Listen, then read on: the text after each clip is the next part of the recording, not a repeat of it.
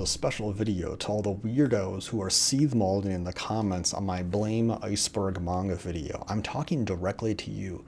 And let me just say, it's totally fine if you like the Blame manga. I know. It's actually okay to like things, and this is going to be hard for you to accept.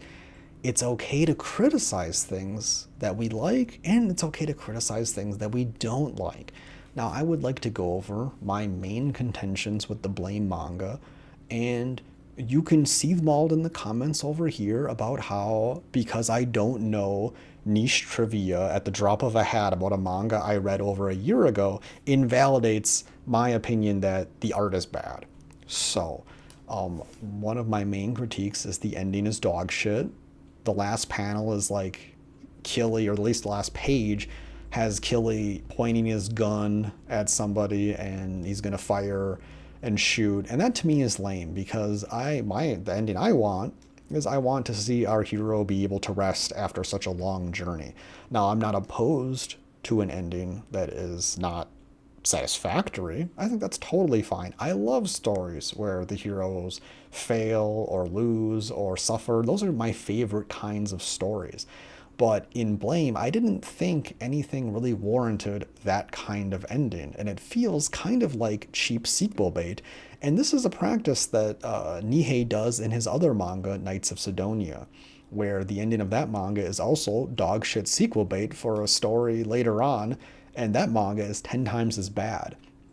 I also do want to say that if you like Blame and you have not read Knights of Sidonia, read Knights of Sidonia and then tell me that you still like Blame, because I feel like Knights of Sidonia reveals the faults in the mangaka's ability to create good manga in a way that is unavoidable once you recognize it, because Knights of Sidonia is dog shit. I have never seen a single person positively recommend Knights of Sidonia, and I read that whole fucking manga. My other major critique of Blame is that the story has nothing and then everything going on, and it's so messy and incoherent, and that's really hampered primarily by the art style. Now, people will masturbate over the cool architecture of the manga to all day. They will do this all day, and that's fine, because the beginning of the manga looks great. But anytime there's any kind of action, it's really hard to follow. Now, there are some action scenes where I could tell you what happens because I remember them verbatim because they're clean and, oriented well. But there are later action scenes in the manga, or there's even one at the beginning, that are just a nightmare disaster. And I want to get to the part of the end of the manga where Killy is like fighting that level 10 super guard and everything's like fucking crazy and his face is melting off in like a pit of lava and all this other shit is happening. Near the end of the manga, the art gets terrible. Now, maybe that's because the story is just so abstract that the art is breaking down. And I've seen that in art before, but that's not really the case. It just looks like the mangaka was in a rush and it just looks like shit. Like, there are panels that look like, if you told me that this was somebody drawing over a normal page of the manga with a bunch of scratch marks everywhere, I would believe you. Because that's how later pages of the manga look. The art gets fast and lazy and dog shit. That's my opinion. If you think the art stays consistent through the whole manga, I don't know what to tell you. I can't convince you of anything else because you are living in crazy land. So I don't know what you want me to say. Well, and so that gets back to my main problem is that, I have critiques of the manga, and these don't sit well with terminally online weirdos. And that bothers me because then they are constantly commenting smugly in this very bizarre manner where they gatekeep the enjoyment of the media that they like behind niche trivia, as if knowledge of this niche trivia reveals some grand and amazing story that I'm missing out on. And because I can't regurgitate this niche trivia information about the story at the drop of a YouTube comment, then I must not understand the story. And because of that, I should not be listened to, which is ironic coming from people who are literally spending over a week replying and commenting all over my video about not liking what I had to say about the manga. You know what I do? Here, I want to teach everyone from that video a coping skill really quick. When I'm on the internet and I'm hearing some dumb shit and it's in a YouTube video, maybe I'll say, Lamau, person is dumb. But the main thing that I'll do is I'll just close it. Because the greatest thing about the internet is that you get to choose how you experience it. You get to choose the view from your window. Are you going to fill your window with things that piss you off? So when you go and you open the curtains, you're just seethe malding? Or are you going to go and enjoy things? You know, it's great to get a variety of things, some things that maybe that frustrate you, that push you and test you, and that's great. But constantly going back to something and like trying to just like smugly own them as if like it just feels like very weird, like middle schooler kind of behavior. Like your ego is tied to the appreciation of this piece of media. And if the media is assaulted, then you're insulted because something that you like could never possibly be critiqued or insulted. That seems rather silly to me. I don't think anyone should behave that way or believe that because that's very unhealthy.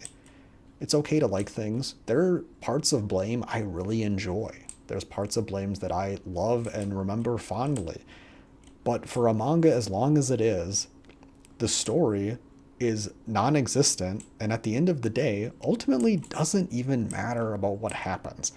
Oh sure, Killa used to be a police officer on Earth before the megastructure. Oh sure, Sibo used to be a police officer who discovered the Satanist whatever kind of bizarre cult that was doing really bizarre and fucked up shit. And then that's like the prequel thing in Noise or whatever the fuck that manga is. Whoop-de-doo. Who cares? Oh, these characters are related to that thing and this thing and whatever. Okay, but what about the story and we see it? In my opinion, the story as it is shown in Blame is ineffective in eliciting anything strong.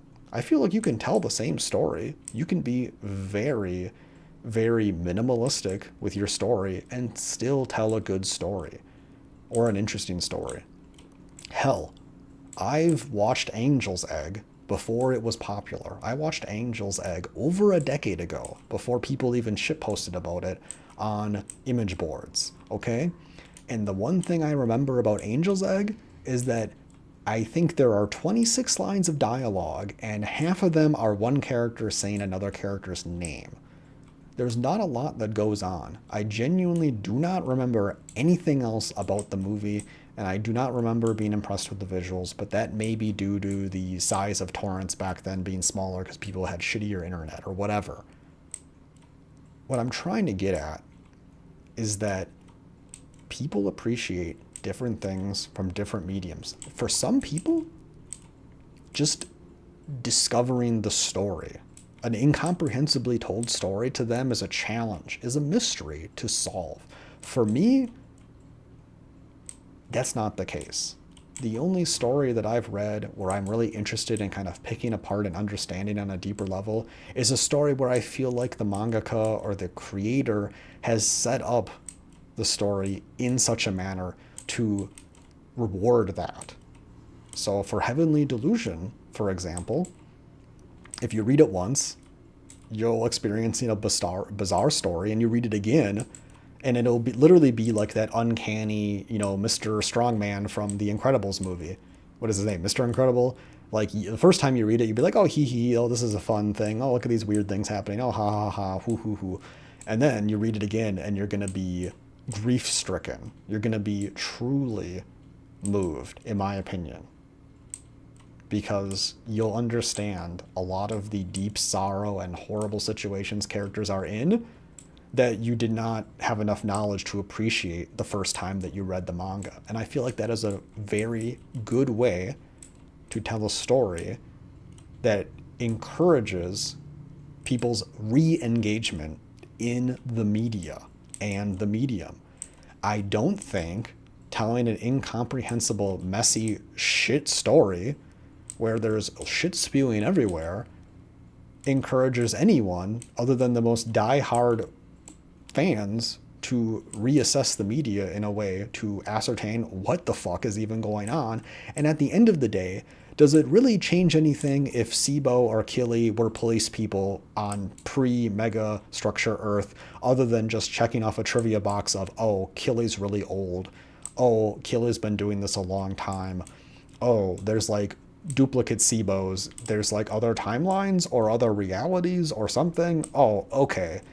But what is that saying? What is the mangaka saying? What does the manga say? I don't know.